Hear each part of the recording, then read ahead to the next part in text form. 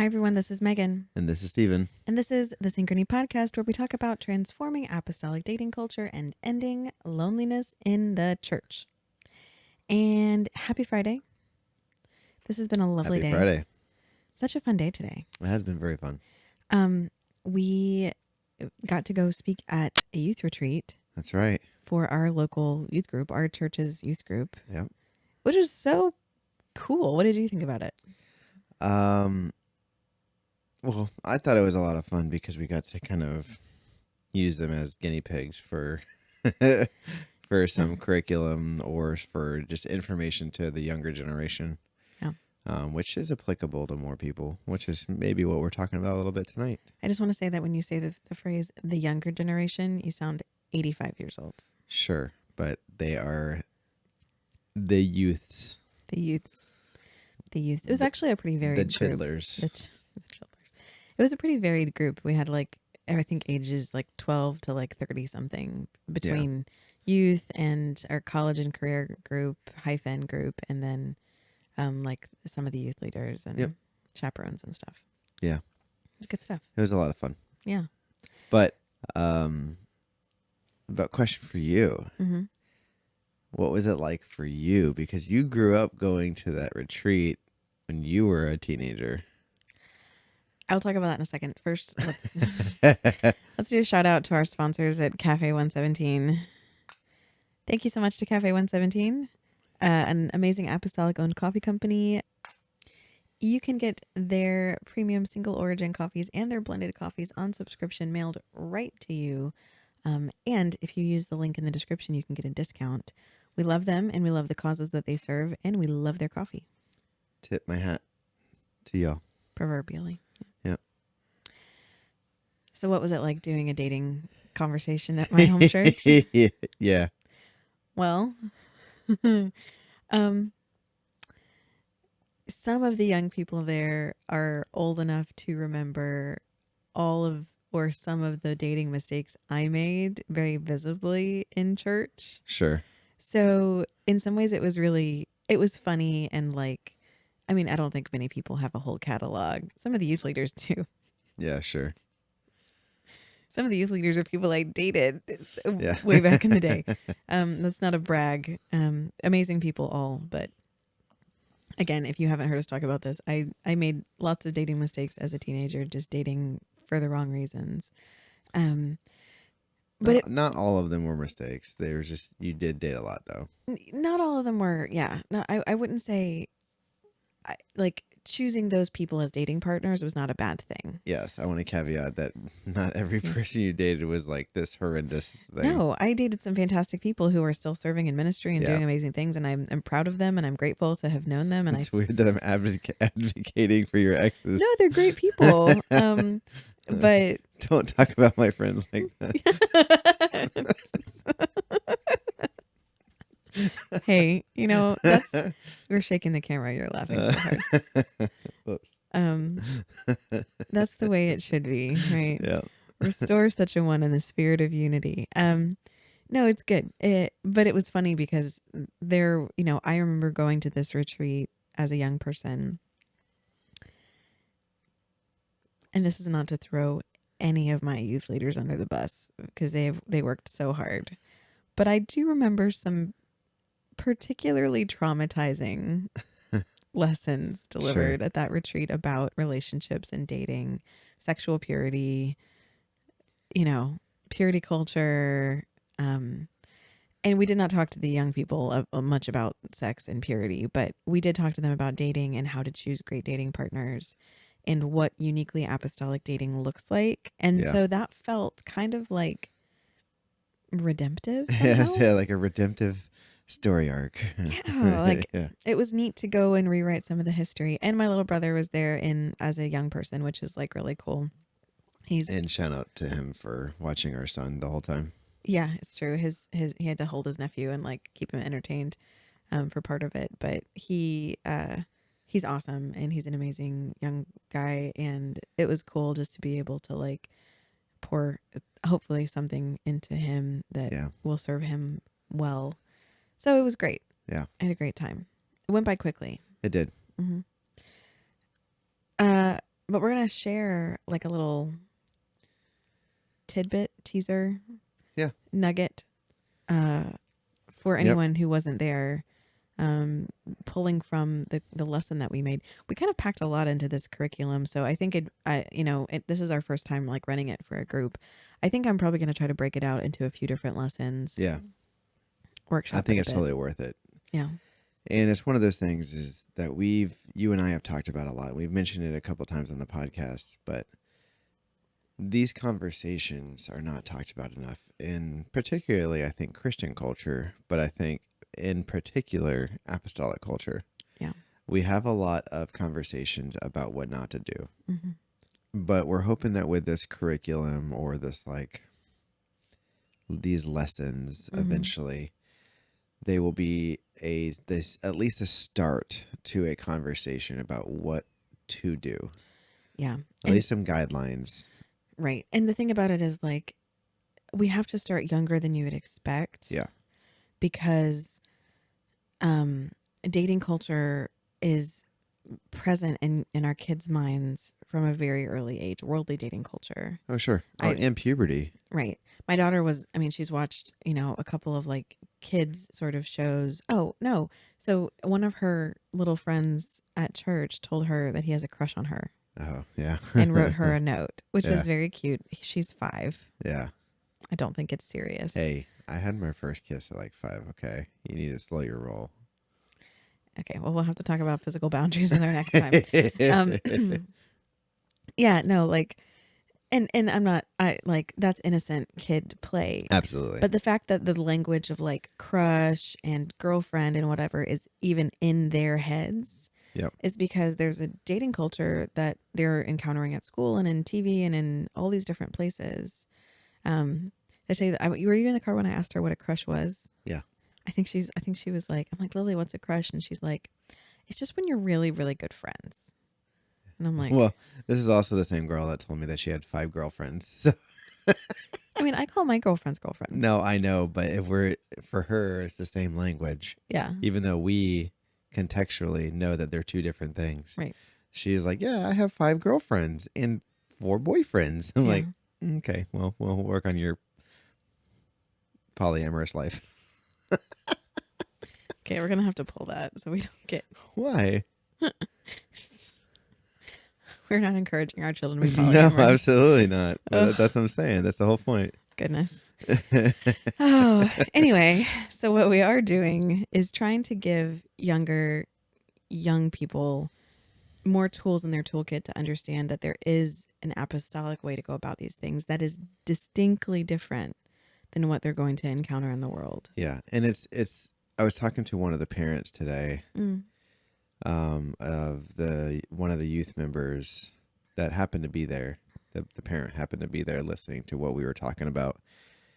And she's been a big advocate of us talking about this stuff in general, like Synchrony in general. And I was telling her that this is so important for us to start talking to the younger and younger generation about this sooner. Because if we don't, something else is. Right. And it's the same thing like financial literacy, Mm-hmm. where if you don't start talking to your kids at a younger and younger age about financial literacy, there comes a point, and I know that there's different parenting styles, and not every parent does this. Sometimes you hear horror stories about parents who want the best for their kid and want them to be able to choose what school they want to go to, because student loan debt is a common thing nowadays. And you're asking a 16, 17, 18-year-old to choose which school they want to go to do their degree, but they have never been taught what that debt actually means and what school price tag actually is going to do for that kid over the next 30 years of their life. So they don't understand those consequences if they haven't been taught financial literacy. So going back to dating literacy, like, I think we need to be talking about this at a younger age, not necessarily as thorough for the younger generation, but at least the conversation be an open topic. Yeah. And I mean, I think, it's one of those things where like it's going to take repetition. You know, this is the first time some kids have heard dating discussed probably at a youth event because they're new to the youth group. Yeah. But it takes repetition over and over again. I know our hyphen leaders are talking about dating. God bless them for that. Yeah. Our youth pastors are so open and willing to discuss dating very practically with the young people. They've got good guidelines set. They have good boundaries created for their young people. It takes that kind of repetition for them to internalize what it means to date as an apostolic. Yep. So this was just kind of getting started, and I'm so grateful to our youth leaders for allowing us to come do this. They certainly didn't have to. It was just a joy to get to hang out with them for a day. Yeah. It was a lot of fun. So you're going to MC this portion. What are we going to share? So we are going to be talking about 10 principles of apostolic dating. Yep. And this is kind of like the first page of the handout. Yep.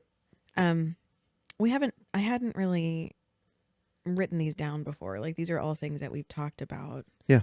But I sort of wanted to have like just a quick set of bullets that a young person would feel were really pertinent to them in their dating experience. Yep. So what I'm going to do is read off, and then we're going to read off one at a time, and then we're going to talk about them. Sounds great. So the first one is attraction to the opposite sex and desire for partnership is good. Yes. So we wanted to emphasize up front, like it's healthy for our young people to want to find a spouse, right? Absolutely. It's natural. It's God-given. Like our desire for partnership and to be in a godly marriage, I believe comes from the Lord, you know. Yep. That's part of our design. And this is kind of counter to a lot of things they're going to hear about, like, dating and an interest or a crush or whatever can sort of be minimized or made fun of or just kind of pushed aside. Sure. If certainly we've talked to people who are older singles and they feel a stigma around that at the age that they're in. Yeah. Because, people sort of make fun of any interaction they have with someone that might lead to some sort of attraction. So wanting a partner and desiring a partner, desiring connection is healthy and it's good. And we want to start celebrating that with young people. Yep. A first crush isn't something to be scared of or No. to chastise them for, Yeah. I think that it should be a conversation that is made comfortable and easy for a young person to talk about. Because I think if they start with their first, and I say first crush, I understand that there's like age ranges depending on when it happens and situations. Like Yeah. I know it's not clear cut. Like first, serious interest in someone Yeah. of the opposite gender, not like a playground. Yeah, thing. sure. I think that a youth leader or a parent, ideally, would be able to sit down and have a real conversation with them about it. Because I don't think it should be made fun of. I don't think it should be infantilized. Right. I don't think it should be, so and so and so and so kissing in a tree, like, Yeah. or just like, even like just immediately shut down. Like you don't Yeah. have a crush on them. You don't even know what love is. You don't even know what it is to like somebody. You're too young for any of that. Like, Yeah. like it's happening younger and younger because we're socializing kids at a younger and younger age. But yet, what's funny is the age of marriage statistically is getting older and older and older. Yeah, we're creating this massive extended adolescence where kids are hitting puberty, not just sexual maturity, but also their understanding of dating and relationships at a very young age. Yeah. And like biologically and scientifically, we're tracking that, but also the average age of marriage is getting much older. So we're stretching out that period of time where they're just trying to figure it out. And we're not even including the conversation of pornography. Yeah. So I think this is a serious topic that shouldn't be infantilized and made fun of.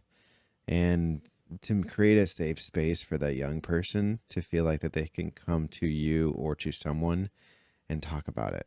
Because I think what happens is if it gets shut down, they won't feel safe around a grown-up that it should be a safe person. and then now they go to someone who might not give them good advice. Yeah, 100%. All right. Number 2, the goal of dating is to select a spouse. Yeah. I think that in Western American culture, the goal of dating is to be in love. Like, Yeah. the goal of dating is to feel the feelings, right? And to have your person. Yeah, it's almost like a title. It's like Yeah. a badge of honor, like, right? Yeah. Like, we are dating, and realistically it should be about mate selection. Right. It's to have your boyfriend or girlfriend that you have sort of an exclusive connection to, and you, this is, I'm like, this is like the worldly outlook, right? They are your person. They go with you to the events. They are the person that you sexually experiment with, Yeah. right? Like, they're Clarifying world's perspective. the world's perspective. And that's not what dating is for. Dating is to choose a spouse. Yep. And this is something that we talked to the young people about a few different ways today. One of the things that young people bring up every single time is like, how old do I have to be to start dating, right? Can I be 14? Can I be 15? Can I be 16? And they're all hungry for someone to give them like a set age limit.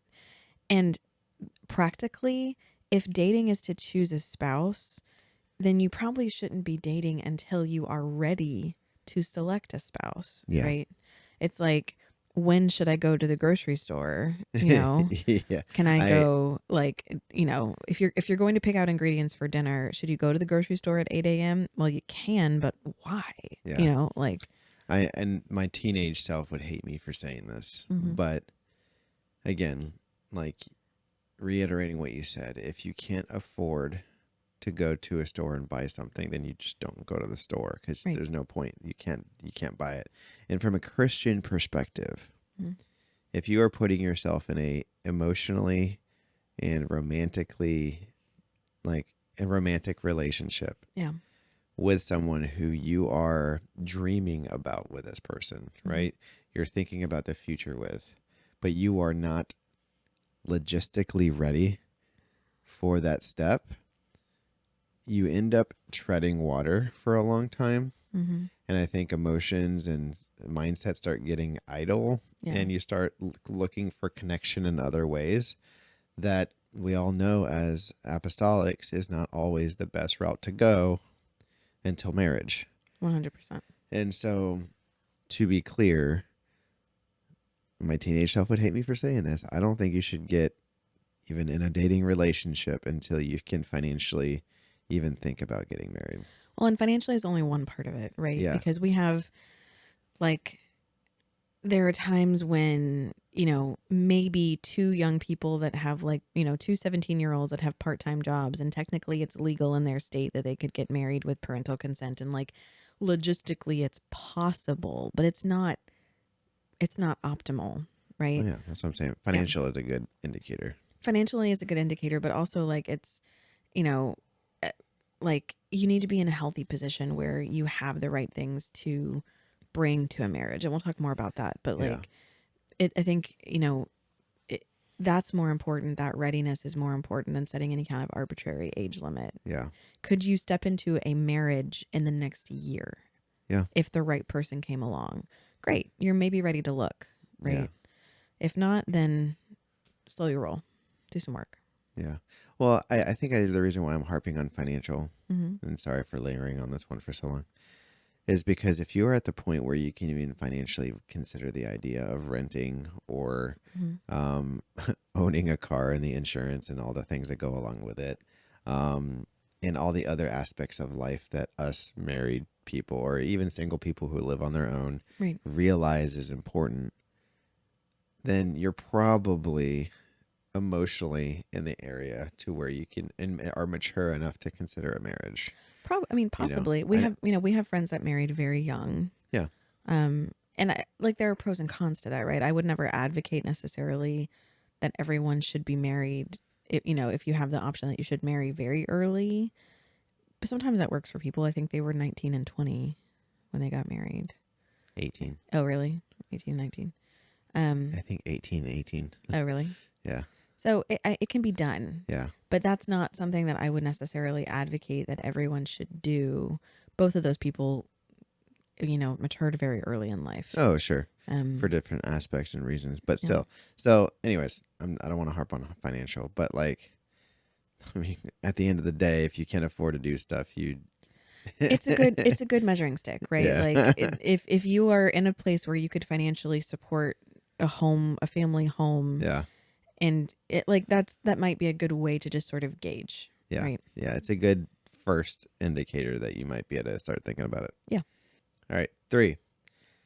Worldly dating leads to worldly marriages. Godly dating leads to godly marriages. Yeah. You know, this seems really obvious, but our church culture has been trying for a long time to date in a worldly way with some slight modifications Yeah. and have godly marriages on the other side. Yeah. But why is that though? Why do you think we've just modified worldly dating? Because we've had no metric for what uniquely apostolic dating looks like. Yeah. So that's not a diss to anybody. No. I think we just said, like, okay, we know that we're not supposed to do A, B, and C that the worldly people do. So we'll date just like they do minus A, B, and C, right? Yeah. Spoiler, C sneaks in sometimes anyway. Oh, sure. But yeah, so I think that, we understand this about other parts of life, right?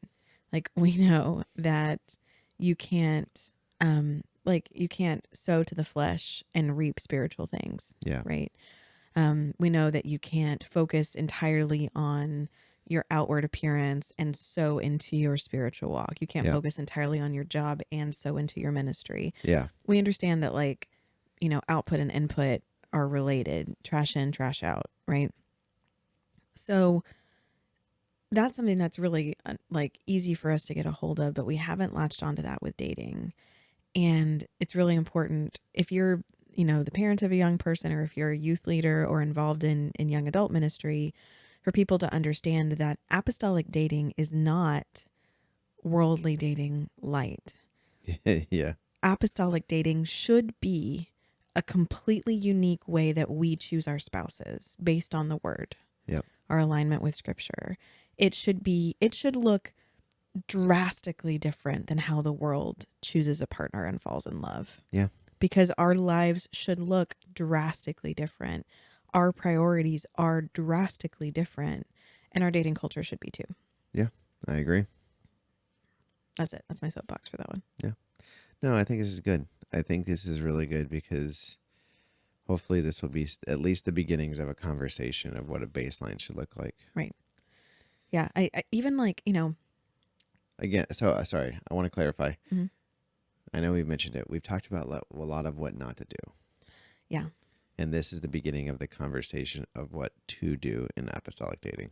What if, just to kind of give people an example, because this might be difficult to latch onto, just imagine with me for a minute, what if the milestones of a relationship in apostolic dating looked completely different, right? Okay. So let's use a parallel of a teenage dating relationship in the world, Mm-hmm. right? What are the milestones? Maybe they ask you to go out, right? No. Talking. Oh yeah, talking on some electronic platform, right? Virtual platform.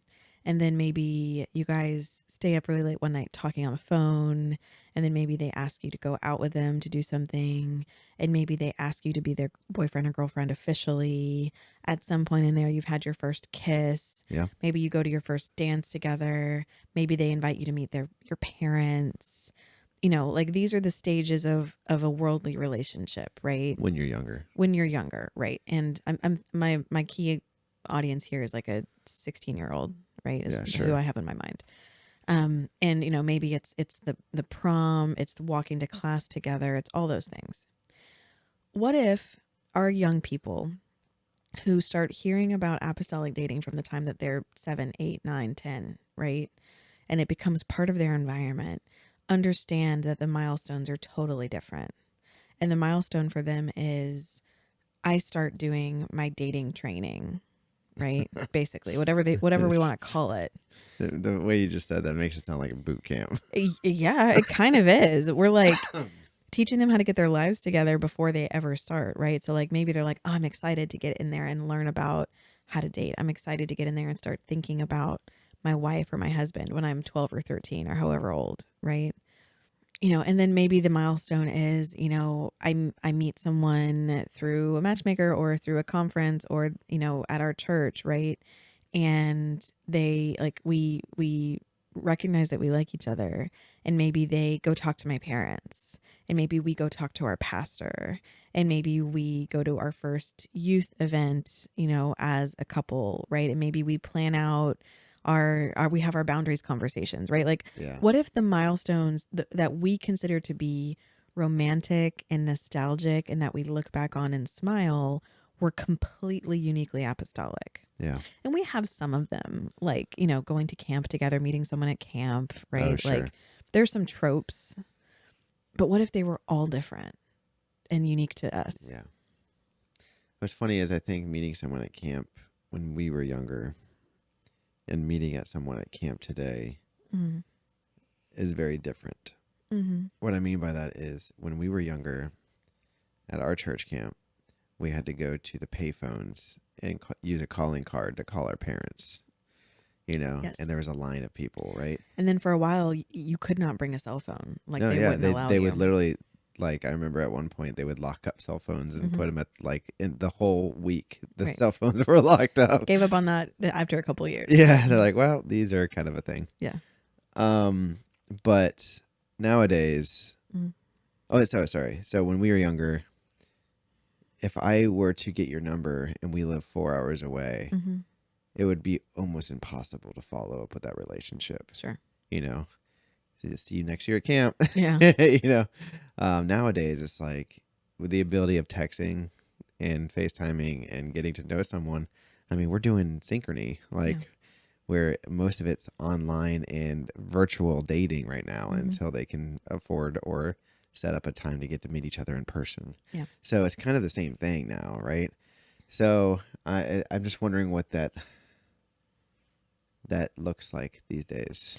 I think one thing is that it happens when people are older and they do Yeah. have more resources. Like, Yeah. the actual dating part, the real dating part, where they're actually deciding whether or not they want to be with this person, starts happening older. Yeah. So ideally, we alleviate some of that angst that happens in younger years. I'm not saying people aren't going to like each other. Like, we're not going to just turn off hormones, right? Oh, sure. Or turn off attraction, and we shouldn't. Again, it's God-given. Yep. But I think if we can encourage people that there are steps that they need to take when they're 14, 15, 16, 17, 18 to prepare for dating, Yeah. and to really focus them on doing those at a really high value, right? Yeah. High degree of preparation. Maybe it would be different. All right. Number 4. Oh, we got to go faster. Yeah. There is no such thing as soulmate. God gives us a choice. Yeah. We've talked about this. Yeah, we have. Yeah, soulmates aren't a thing. There's nothing scriptural that says that God has hand selected one person for you. I'll just quickly go over what Pastor told me. Yeah. And then we'll kind of go on from there. Sure. When I was trying to decide if continuing my relationship with you was something I wanted to do, I confided in my pastor, right? If you guys have heard our story, Megan and I broke up, and this was me deciding to get back together with her after she reached back out to me. If you're interested in that story, go listen to the first couple episodes of the podcast.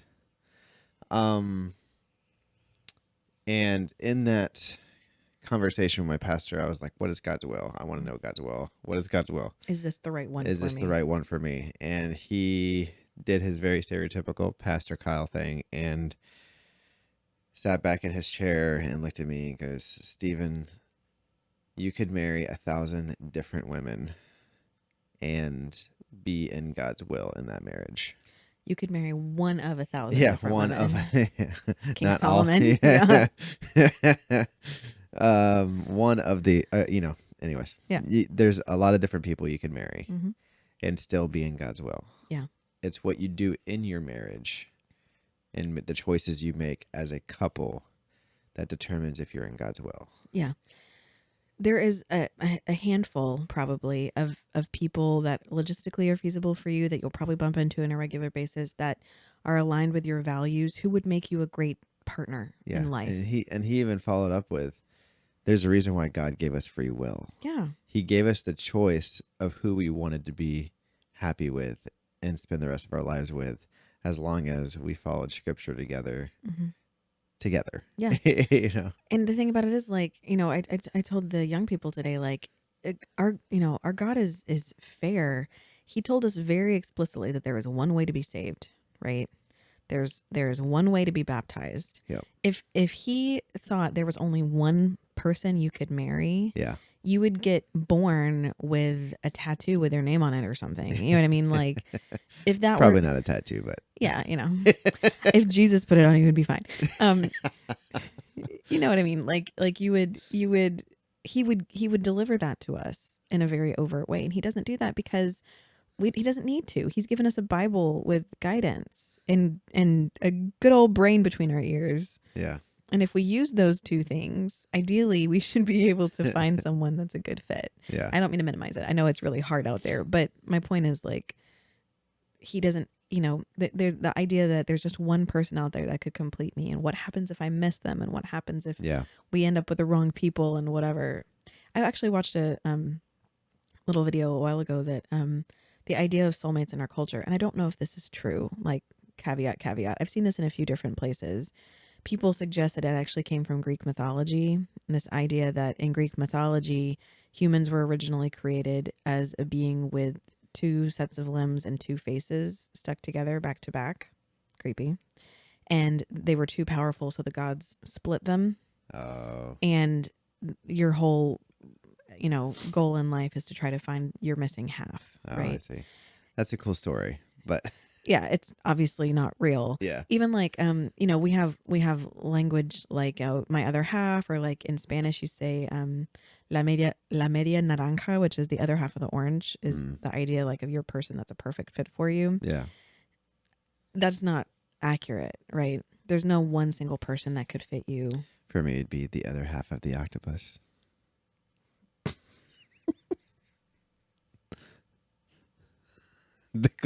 I love octopuses. That's why. You don't cut octopuses in half.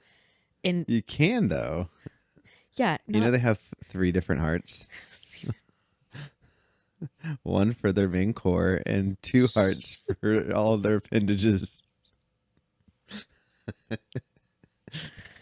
Oh. Like I said, there's plenty of people out there that you could marry. Great choices. You chose me. I did. It was a good choice. Weird little man. Yeah, that's right. Okay. All right, let's go to the next one before I get myself in trouble. All right. Number 5. Third time's a charm. Scripture teaches us what is important to God. Values explains what is important to you. Both should be used to choose your spouse. Yes. So this is basically like our whole shtick, right? Yeah. Values driven dating. We believe that if you align with Scripture and you align with your values, then you're going to make a good and healthy choice about the person that you marry. If the person that you've chosen reflects the biblical criteria God gives us for what a godly woman or a godly man should be, and if they value the things that you value, and if you need more context on that, go back and listen to our values episode, right? If they, have if their why is compatible with yours, right? Then you're likely to be able to build a really healthy life together. So those are the two things. And if, like, what I wanted to get the young people to understand today is, like, if they came away with nothing else, if they understand those two things, what does Scripture say about the person you're looking for? And what does your innermost being say? What do your values say about what's important to you? Because values, I think God gives us those, right? It's the context and the experiences that he allows us to have that teach us what deeply, deeply matters to us. Yeah. Right? He cultivates that in us. And so if we're hitting those two things, what's important to God is what he gives us in scripture. What's important to us are those things that he's inspired in us and our deepest selves. Yeah. And if you can tap into those two things and correctly evaluate how someone fits with them, you're in a really good place. Yeah. Number 6, dating relationships should be brief and intentional. Yes. So worldly dating culture is we've romanticized the idea of high school sweethearts, Yeah. right? Who started dating in 9th grade and date all the way through high school, and they go to college together and date, and they get married after college, and they have 2.5 children, and life is hunky dory, right? Yeah, sure. That works great if you don't care about maintaining sexual purity while you're dating. Yeah. Just gonna come out and say it, Yeah. right? If you're sleeping together all through high school and you don't have that constant nagging pressure in the back of your mind, and that's not something that you are trying to not do, then it's much more feasible to have a very long relationship where there is no continual progression toward a goal. Yep. But if you're a Christian and you're trying to maintain personal holiness and you're trying to you're trying to abstain from sexuality, those long relationships are just rife with temptation. Yeah. Because if you are asking the right questions and hopefully... And that's the thing. Right. I was going to say, like, if you have a really long dating relationship, you're probably not asking the right questions. No. If it's not about your logistics of like life and like college or something happening to where that's stopping you from getting married, and it's just that you guys are having what I said earlier is a failure to progress. Yeah. Like then it's probably a fear of making a mistake, but not having enough information, right? You're not moving forward in your relationship with your girlfriend or boyfriend, and you are not taking steps to ensure that this is the person you want to be with. Yeah. And if it's not, then cut it off. Right. Like, is in the relationship and give yourself time to heal and move forward, because you're wasting both your time. Like, And like, we talked about this today, right? Every situation is different. The logistics of everyone's life are different.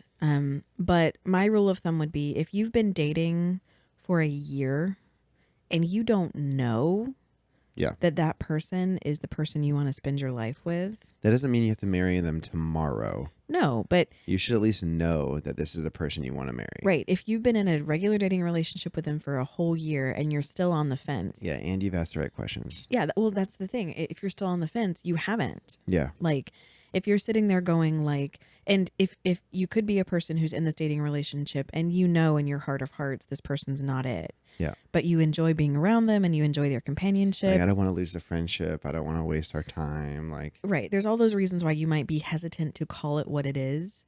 But so if you're sitting there after a year and you legitimately do not know whether or not this person is right for you, you've done it wrong. No offense. Yeah. In the sense of like, you haven't been asking those values driven questions to make sure this person lines up with what you need. Yeah. If you are waiting, if you're like, well, I'm 98% sure that they're right for me. If they could just change these two things. Yeah. It's not it. Right. So a year is arbitrary, and I'm not trying to say everyone has to fit into that box, but it's a good rule of thumb, right? Yeah. If you've been consistently seeing them for 12 months and you guys have been talking regularly and, spending time together when you can, even if you're long distance, it's probably time to call it. Yeah. If you want an unbiased third party, an unbiased third party's opinion, feel free to DM us if you have questions, if you're in a current situation like that, because we would love to actually help be the whistleblower if it is something. Yeah, just someone to bounce something ideas off yeah. of, Like, we're not going to just immediately tell you to break up with a person, but... And we're also not saying that everyone should get engaged after 6 weeks, right? No, no. But there's a happy medium where it's like you move into an exclusive dating relationship relatively quickly, and you spend that time figuring out whether or not this person is the mate you want to do life with, right? Yeah. It shouldn't take that long. No, it shouldn't. Yeah. All right, 7. talking is still dating, but with less honesty and commitment. Right. I love this one. I can tell. I love it so much just because it calls it what it is. Our youth pastor really liked it Oh, too. yeah.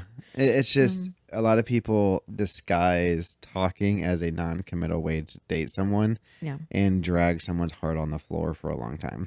Well, and even if no one is trying to lead anybody on, I right? don't think it's intentional. Right.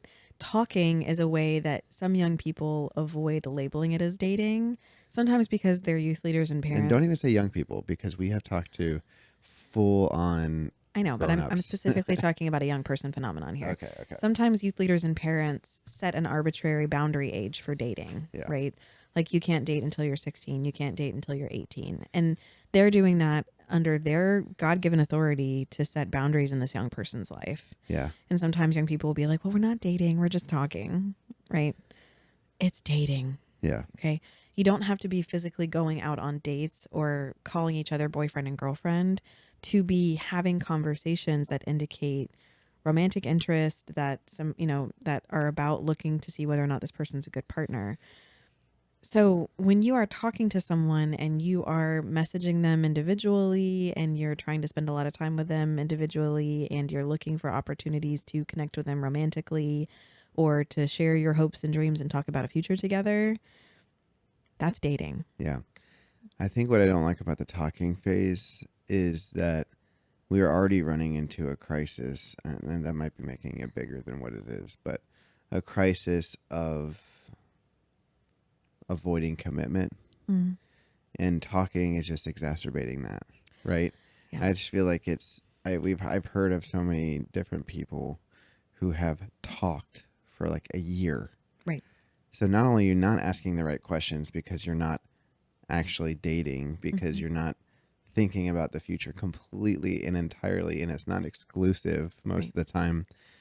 Like, yeah, The non-exclusive part is a big deal because that's what I mean. people can, like if you're just talking, some people think that, oh, that means I can be talking to a lot of people. Yeah. And we have an That sounds episode. exhausting, by the way. I mean, who has the time? But we have an episode way back toward the beginning about the paradox of choice Oh, yeah. and how having more options doesn't actually make you happier with any option, right? We advocate, and the way that we do it in matchmaking is you talk to one person, you get to know enough about them to make a yes or no decision about whether or not you want to get to know them better. Yep. Right? You give them a clear yes or no before you move on to talking about someone else. Yeah. And I've had hard conversations with people. Like I've had to tell people, like, listen, you should not move forward with this person if you're still planning to talk to other people. Yeah. Right? Because it dilutes your ability to make good judgment calls about them. Yeah. How do you, I mean, even just the logistics of keeping track of who you're talking to, when, and about what, like focus, give your attention to one person. It is a dating interaction as you are getting to know them and getting to understand whether or not this person is right for you. Yeah. Or at least has potential that you want to explore. Yeah. We've had people ask us, hey, can I get a laundry list of different women that like fit my values, and then I can just try to talk to a couple of them, or men, and a list of men, and to try to talk to them and see which one fits better. We're like, no, you can't play the field. No, it's like people think that dating is like going into like a frozen yogurt place and just getting those little sample cups and just Yeah, trying everything to see like, oh, how's this flavor play? Like whatever. Can I mix and match these? Like, no, Yeah. like dating is you pick one person, you focus your attention on understanding them. Yep. You make a decision about whether to continue or to stop, and you communicate that clearly. Clearly. Yeah, and we've got a whole episodes about that. Yep. All right. 8. Dating is not for practicing sexual intimacy, which is reserved for marriage. Yeah. I feel like this is a no-brainer if you've been apostolic for a while, but unfortunately, because we've dated like the world for so long, Mm-hmm. that I think the boundaries of intimacy are starting to blur. Because when do you kiss? When can you hold hands? And then next thing after that, it's like if you start dating for years, you start blurring the lines a little bit. Right. Because of temptation. And yeah, I mean, so this is another place where I feel like young people are really hungry for a very clear guideline Yeah. because they don't like the true answer, which is if you are trying to connect with someone based on touching their body and that is how you're trying to cultivate connection with them, Yeah. you're probably moving in the wrong direction. Yeah. And I'm not saying that you need to walk around with your hands behind your back the whole time, right? Yeah. But like it like sexual intimacy is about trying to use your body to create a bond with someone, Yeah. right? God gives us sex. He gives us sexual intimacy for marriage so that you can connect with your spouse at a level that you cannot connect with anyone else. It is unique, right? Yep. And we know as a married couple that 75% of sexual intimacy is not what happens in our bedroom with the door closed. Yeah. It's about all the kinds of romantic and supportive touch that happen in the other parts of our lives. And not actual touch, but like No, I'm talking. sometimes it is, but like Yeah. it's also like acts of service. It's the other parts of the things that you do. Right, but I'm specifically talking about like we use our bodies outside of just Oh, yeah. like what happens in our bedroom to connect with each other, Yeah. right? Your body should not be your primary mechanism of connection when you're in a dating relationship. Yeah. Your brain should There be is zero ways in which that's going to end well zero. when you're trying to uphold the standards that Mhm. Jesus himself has set for us. And I understand too that like connecting physically is those are the milestones that you've been taught to appreciate, right? Yeah. It's the first kiss in the Disney movie. Oh, It's sure. the holding hands. It's the long hugs. Like all those things are things that you have been taught to look forward to. I'm kind of specifically talking to girls here. I know guys have gotten some of this too, but like I remember getting like Girls Life magazines, which were written for like preteen girls, right?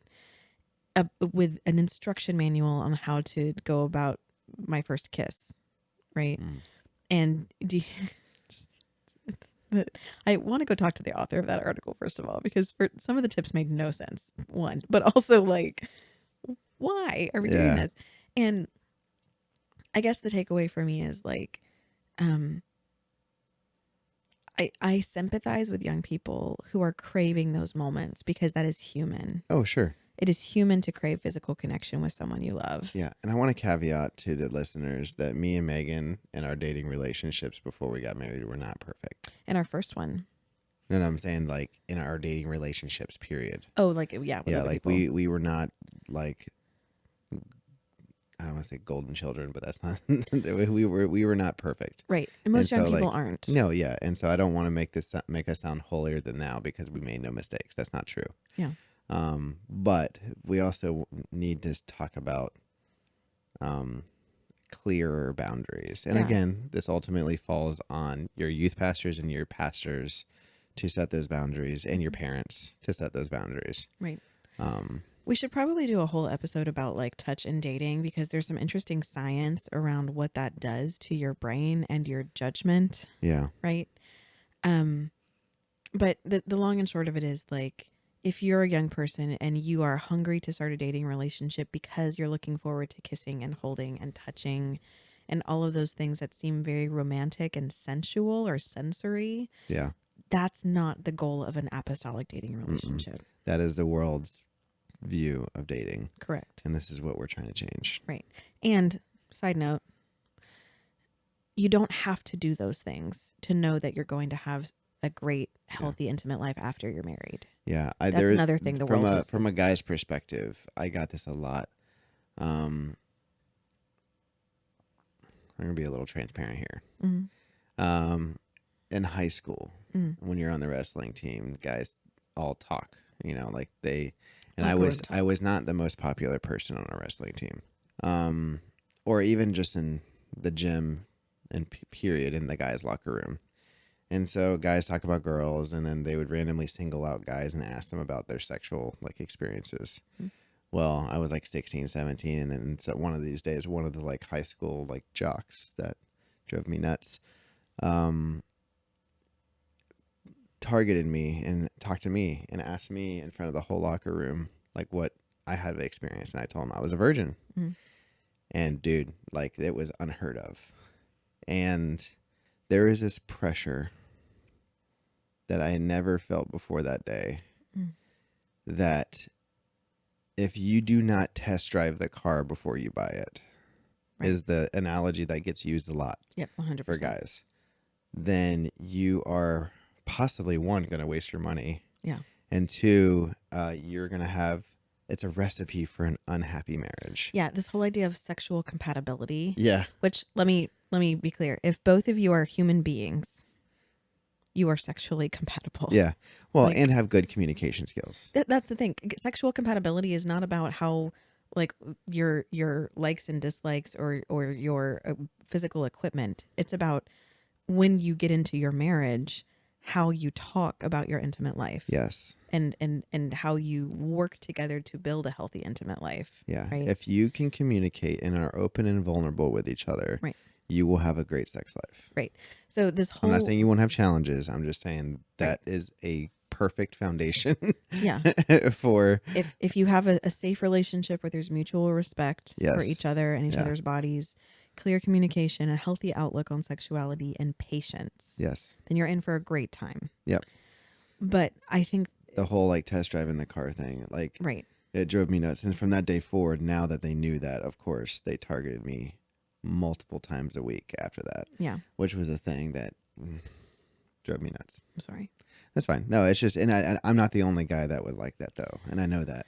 And Yeah. even guys who aren't who aren't apostolic, who still choose to not do that before do that before marriage, but also just through high school, like it's a common bullying thing that is experienced in high school. Sure. So yes, dating relationships are not for practicing sexual intimacy. Yeah. And what that means is that you have to understand that you are putting sexual intimacy on the shelf intentionally. Yeah. Until you get married. And that's weird in our Western culture. And as apostolics, we just have to own it. That's a place that we're weird. Yeah. Right. And that has to be okay with us if we're going to do this well. Yep. Number 9, apostolic dating happens in the open. Parents and pastors should be aware. Yeah. I was not good at this when I was a young person. I was good at this one. My parents usually knew who I was dating. My pastor did not. My youth pastor, if I was dating someone in the youth group, knew. Yeah. But there were people that I dated outside of our youth group who flew under the radar. Sure. And I think for me, some of that was coming from a fear of judgment or of too much scrutiny. Yeah. Like I didn't want someone watching my every move. Oh, sure. I was also very afraid that my pastor would somehow like I would go tell him, oh, this guy and I are interested in dating. And he would suddenly like just manifest the will of God before me and be like, thou shalt not, and just tell me I couldn't do it. Right. Which, I mean, to be fair, you had a pretty intense pastor growing up. So I grew up under Bishop Jeff Arnold, who, and Yeah. I say this with immense amount of respect for the man. I don't think he was really super caught up in who people were dating, Yeah, and not because no. he was negligent by any stretch, but he was like, I trust your parents to be talking to you about the rights and wrongs of this. You know that you're not supposed to do A, B, and C, Yeah. right? Keep your hands Yeah. to yourself.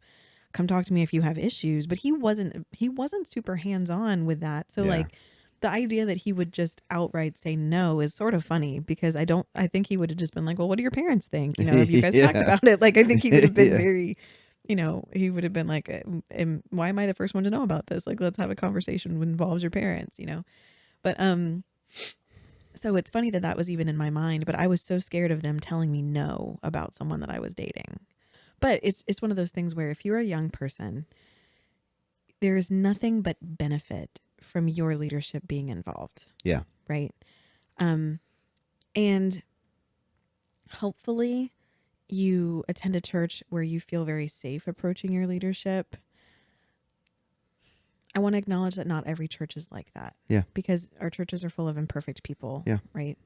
And so if for some reason your leadership isn't safe for you, I would still advocate that you go to a trusted spiritual mentor. Yeah, Not not a best friend, not a. right. It should be a mentor, someone who Talks to God. talks to God and prays, and also speaks into your life, and that you would be willing to listen to. Yeah, who can give you feedback. Yeah, It's important for someone who knows more than you do about the outcomes of dating and who has a different objective perspective, that they're looking at your relationship. yeah, You know, like I've known young people who have gotten into serious relationships and everyone around them was like, don't do it. yeah, Don't do it. Like, here's what we see. Here's what, and sometimes people forge ahead and make those decisions anyway. And you have yeah. to allow them to do that. But, yeah, you're never going to regret, I think, bringing your leadership into your conversations about dating and choosing a spouse. This isn't what I'm about to say. Isn't a blanket statement. Isn't how it is all the time. But generally speaking, if you feel like you have to hide the relationship, there's already things about the relationship that you know are not lined up with Scripture, that you're choosing to ignore. And by not bringing it into the light, it's making it easier for your conscience and not receiving scrutiny over it. So you're making those choices anyways. Yeah, that is exactly where I was when I was a teenager, because it Yeah. was like I really wanted to go practice the things that I wasn't supposed to be practicing, Yeah. with the guys that I was interested in. Yeah. And I wanted to be able to find ways to go be alone when I shouldn't have been. Yeah. And I didn't want people holding me accountable, and I suffered because of that. Yeah. I made choices I wish I hadn't made. Yeah, sure. You and I both. Yeah. All right, the last one. Dun, dun, dun, dun. And this is a juicy one. All right. Even breakups should be Christ-like. Yeah. I don't know that. Would you say that either of us? Well, you kind of have had a really challenging breakup, I would say. Yeah. Besides ours doesn't count. Yeah. Jerk. Okay. No, you were very respectful. Sorry, Kick my cameras. I did. Okay. Yeah, I had some challenging breakups. And it really just boils down to the inability to say the hard things. Right. And if it was just easier to be clear and have good communication, there could have been a lot less heartache. Yeah. And so I think that goes for, if there's a moral to anything that we teach in our podcast, is work on your communication skills. Yeah, that's a thread. I think another thing about it, though, is like it's common in our worldly culture, right? Yeah. For ex-boyfriends and ex-girlfriends to get drugged through the mud, right? Yes. My crazy ex, screenshots of conversations with my ex, right? I dug my key into the side. Yeah, exactly. Like, great song. Not a good Jesus song, but sure, it's fine. She also wrote "Jesus Take the Wheel" or sang "Jesus Take the Wheel," so she redeemed herself. yeah, She sang "How Great Thou Art" at the CMA. She's fine. that's right. Sister Carrie. I love how I get my southern grandma. southern church lady grandma voice on for that. So it's common in our worldly dating culture for exes to not be treated with any respect. Yeah. Right. And you demonize them. You know that person is crazy. You make them into the other. That's like a common trope. Yeah. Right. We have an obligation as Christians. The fruits of the Spirit still apply to us, even in a breakup. Right. It does not behoove us to speak ill of our brother or sister in Christ. Yeah. Right. We're taught to forgive, which is challenging sometimes, depending on if relationships end badly because there was some sort of a betrayal. That can be very hard. Yeah. Right. So I don't want to minimize how difficult this is, but we are taught to forgive. We're taught to love our brother and sister. We're taught to live in unity and community with our church family. we're taught that if someone has aught against us, we go and we make it right before we bring a gift to the altar, right? Yeah. That applies to your exes, Yeah. you know? And so when we break up with someone, it needs to, like you said, we need to have those conversations at the right time. So we don't need to be letting bitterness seethe under the surface. Yeah. Or like slowly undercutting each other verbally, passive aggressively for 6 months. Right. Like, Exactly. I think it's one of those things that if you see features or you see qualities of this person that you no longer think are good qualities for marriage, Mm-hmm. then you need to make a choice, to make the hard choice, Right. and choose to break it off and allow yourself time to heal, and then move on. We have a whole episode about how to do that. Yeah. Just so you know. Did I tell you? Were you there when we found out that one of our young adult leaders gave that episode to a young adult in our church who was going through a breakup? No, Yeah. I didn't know that. Yeah, it's sort of just like here's an example of how to do this well. Oh, that's cool. I know. I'm so excited That's about awesome. that. Yeah, share that with your friends who Might might need to break up with someone. I don't know. Yeah, I think that it's just important. Like, here's the thing: if God willing, hopefully, anyone that you date in church stays in church. Yeah. Right. Hopefully they don't fall away from the truth. Yeah. So someday that person might be a person that you're serving in ministry with. They might be your kid's Sunday school teacher. They might be part of your church's play group. Yeah. They might be helping at a youth conference or your partner's friend. Yeah. Right. I think a big part of my walk with God grew when I started understanding where the fruits applied in my life. Mm-hmm. I know I iterate this a lot, but it was revelatory for me to understand that it's not just with witnessing. It's not just with when we are trying our best to be Christian. Yeah. Right? Quitting a job is also where the fruits apply. Applying it in your work life, applying it in your relationships, good or bad. Mm-hmm. When you have a teacher that you don't like, that doesn't mean it gives you permission to be rude to them. So, apply the fruits everywhere in your life, including breaking up with your girlfriend or boyfriend. Yeah. Yeah. It's not talked about enough. It's like Read Galatians. Right. Like we know as Christians that if someone messes up and lies or cheats, right, that forgiveness applies to that. If someone breaks your heart, right, I'm sorry that happened. Yeah. If someone makes you feel less than, that's a really challenging place to be in. They still deserve your prayers. They still deserve good thoughts. They still deserve to be someone that you have hopes of good things for, right? Yeah.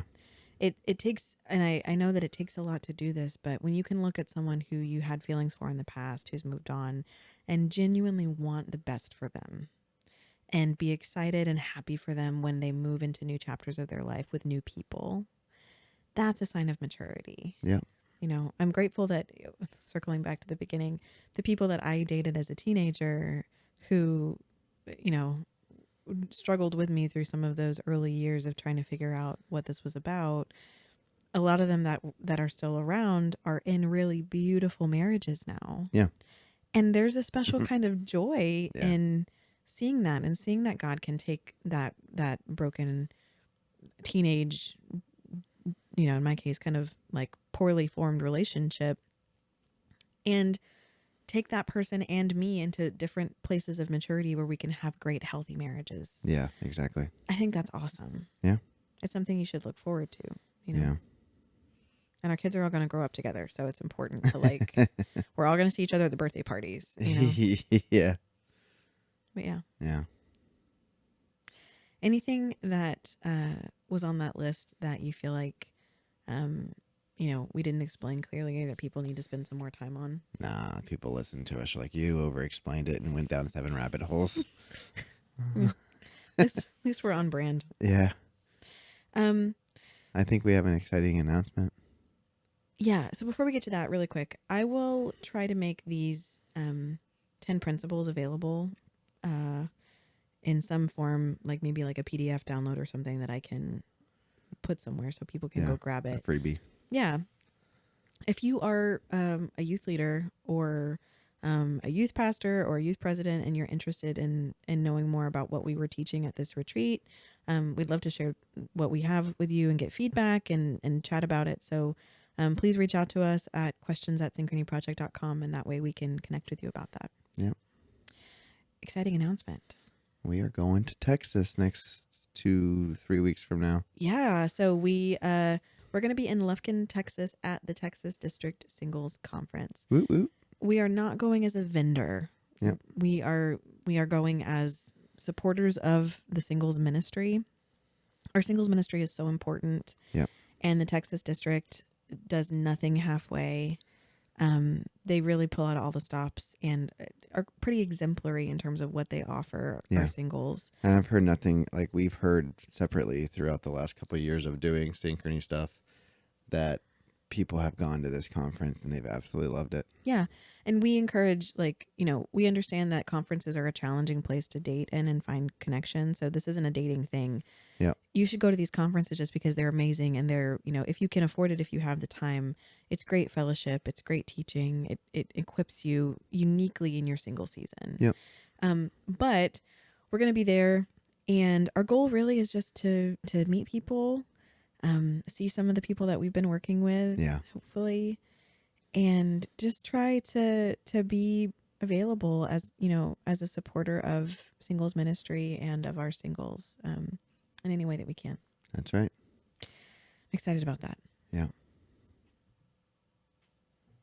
I don't think we have any other announcements right now. I don't think so either. Cool.